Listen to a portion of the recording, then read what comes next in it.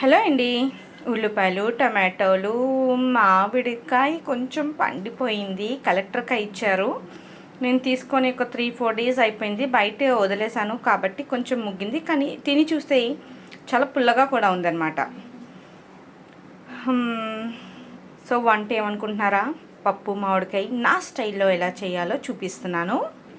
First కందిపప్పుని కడుక్కొని శుభ్రంగా నీళ్ళల్లో వేసుకొని ఇలా అంటే పొయ్యి మీద పెట్టేస్తానండి. ఈలోపు అవి తరుక్కునే ఉల్లిపాయలు, టమాటోలు, పచ్చిమిర్చి అంతా తరిగేలోపు ఇలా అవుతుంది కదా. ఇప్పుడు ముక్కలు వేసేస్తాను. మొత్తం కలిపి వేసేస్తానండి. మొత్తం టెంక కూడా వేసాను. టెంక చాలా బాగుంటుంది. చాలామంది పప్పులో ఉన్న టెంకని తినడానికి ఇష్టపడతారు, అవును కదా. పప్పు ఉడికేటప్పుడు వెల్లుల్లిపాయ రెబ్బలు ఇలా తొక్క తీసి వేసుకోండి ఫ్రెండ్స్. ఫ్లేవర్ అండ్ రుచి కూడా చాలా బాగుంటుంది.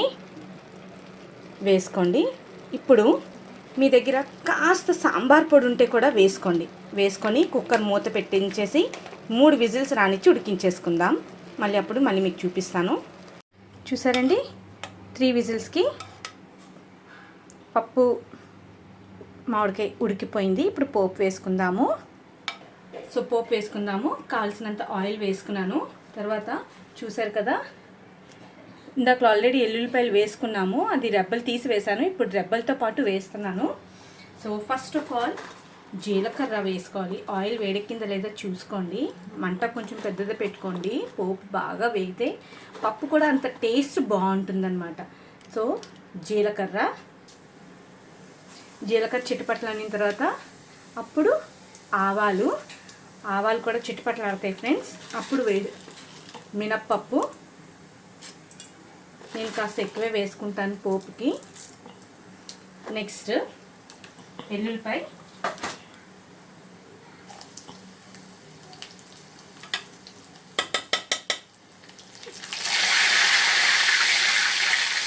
ఇప్పుడు ఎండుమిర్చి బదులు నేను ఉప్పు మిరపకాయలు ఉన్నాయి ఫ్రెండ్స్. ఇవి వేసుకుంటే చాలా టేస్ట్ వస్తుంది. చూసారా, ఉప్పు మిరపకాయలు వేసేసుకోండి. మీకు ఎన్ని తినాలనుకుంటున్నారో అన్ని ఉప్పు మిరపకాయలు వేసేసుకోండి.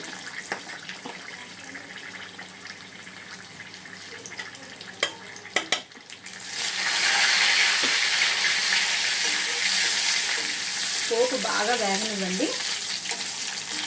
ఎంత బాగా వేగితే అంత మంచిదన్నమాట. పోపు వేసుకుందాము. పప్పులకి వేసిన వెంటనే ఒకసారి ఇలా కలిపి మూత పెట్టేయండి. సో పోపు ఘాటు పప్పుకుంటుంది. ఉంటాను ఫ్రెండ్స్.